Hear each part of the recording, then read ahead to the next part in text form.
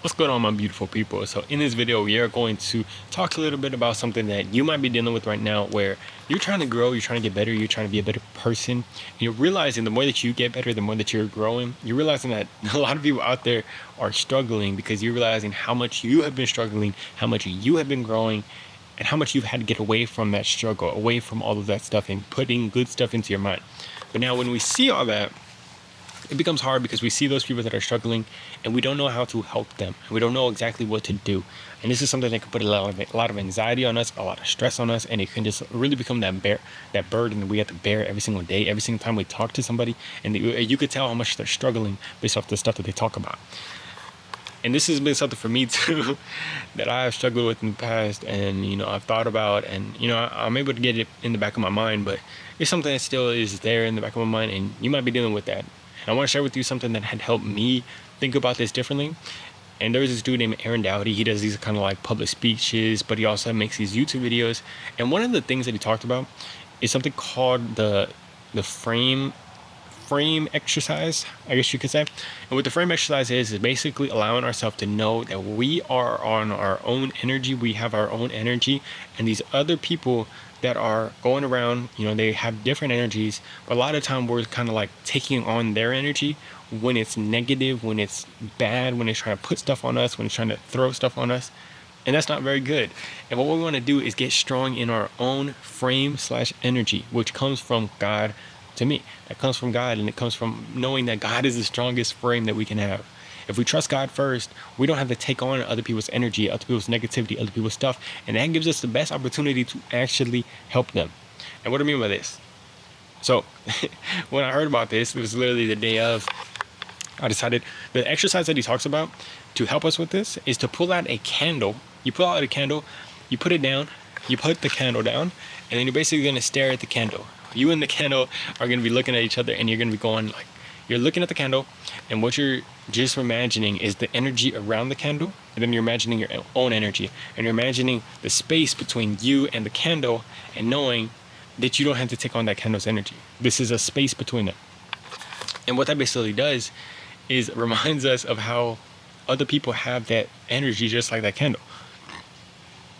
And knowing that there's a space between us, that we don't have to take on that candle. Look at my cat right here.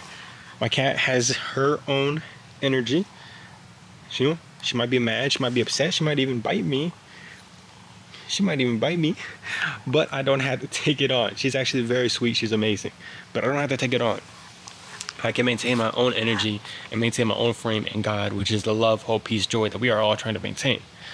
Now, the power of that is, it just like, one of the things they talked about is not putting it onto having to fix people. When we're trying to fix people and do that stuff, fix people in our life that we see are broken, that are struggling, that we wish could be a little bit better, we try to put that energy onto them, and it goes outwards, and it's like this neediness, like, hey, I need to fix you, hey, I want to do that, and it doesn't come from the most pure place. So for one, it's harder to help them, but then for two, we lose a lot of energy. We get drained when we do that, and we don't want to do that. And I realized for myself that I do this sometimes, and you might do this too, where it's like, when you're trying to help somebody, that's where you start to lose and you feel drained, because like, this person is just so much in their stuff, it's hard to know how to approach it. But then secondly, sometimes we are going up to somebody and we'll try to have good energy, positivity, and the person is in a negative state, they don't want to talk, they're not open, and then we feel bad if they like don't react to us the way that we want to react, which is like the playful, open way. And then we take on that energy and we get like upset that they're like not doing it a certain way, or like, why are they acting like that, or like whatever it might be, or like, we start to get self-conscious even, like, am I not approaching them the right way, or something like that. But that's us taking on their energy, which we don't want to do. So the powerfulness of being able to separate ourselves is so powerful, because like, you're detached from needing anything from them, and you actually allow yourself to let go and be able to just flow with them. If they're there, they can do whatever they want, but you can still be separate from it, and you can still continue to speak. You can still continue to have energy from that letting go state and that pure abundance, love, hope, peace, joy. Now, this is a little dance that we got to get better at, but here's the power of it. Because that same day that I was doing this freaking exercise, my girlfriend was coming over that night. She comes over that night, and she comes out of her car. I go to meet her when she's getting out of her car, And I could tell that she has like this energy. She's very demoralized. There's something that is like really getting to her. And I'm like, what's wrong? Like, are you okay? And she ends up telling me that, the night before, her dog had passed away. One of their, not exactly her dog, but the family dog had passed away. And she wasn't really too, hung up on it, but she saw how much it was affecting her mom, and it really started to get to her. It really started to get to her.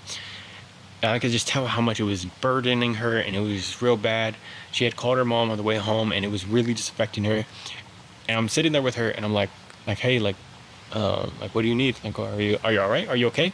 And in that moment, those past times that this has come up, where it's like sometimes you're not gonna know what to say. Sometimes you're not gonna know how to handle it.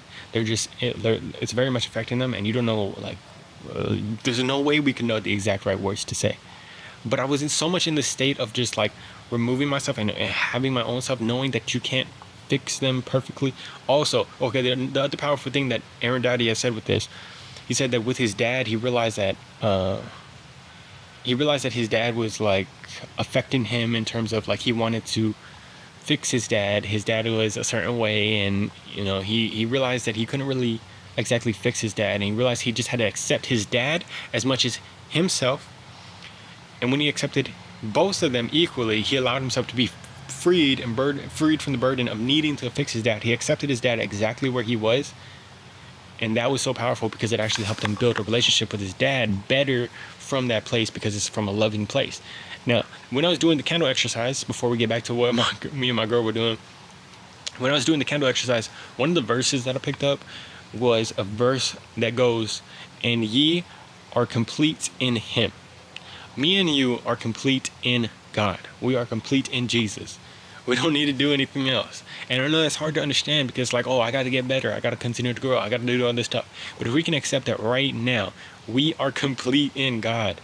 We ain't got to do anything. Not saying that we don't got to do anything, but we can accept ourselves right here and right now, knowing that we are on a certain path that God has put us on to help us grow, to help us get better, to do great things in the world, that God works all things for good for those who love him.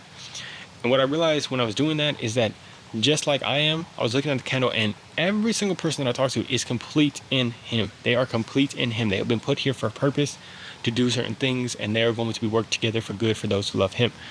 And it's so powerful because it separates you from needing to fix them, because one of the things that Aaron Doughty said is if we focus so much on us trying to do it and focusing so much on having control over fixing them, or we might be taking them away from an actual journey that they need to go on to grow. Maybe us helping them in that little moment, small little help, or trying to approach it in the wrong way, it's not actually going to help them. Not saying that it's not going to help them, but they need to go on a journey where maybe they have to reach rock bottom. Maybe they have to reach a place where they on themselves realize that it's not for their best. And God has that journey already planned out.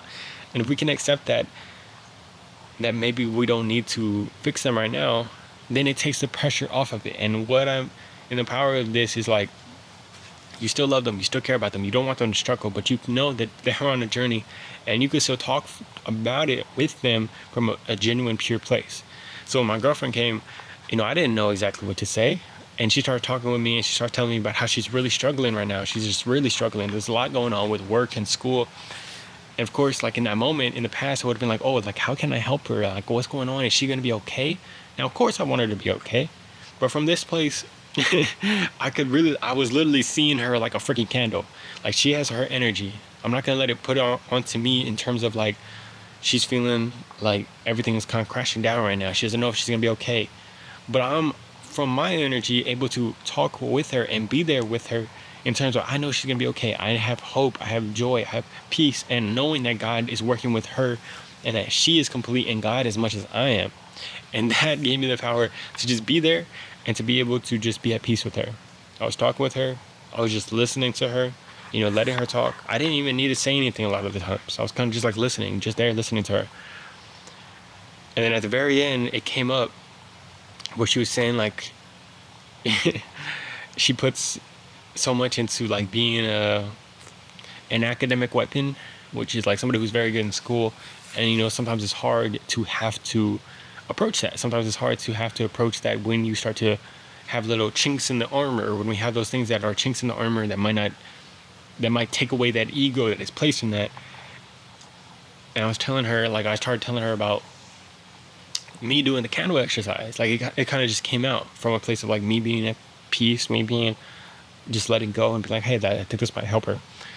And I talked with her about the candle thing and how, we're already complete in God. Because I was telling her, like, okay, like, what if you don't have good grades in school? And she's like, oh, well, I'm still pretty. And I'm like, okay, what if you got hit in a car accident and all of a sudden you don't got no beautiful face anymore? She's like, oh, well, I have a great personality. And I'm like, okay, what if you weren't the conventionally amazing personality? She's like, oh, I'm still pretty funny.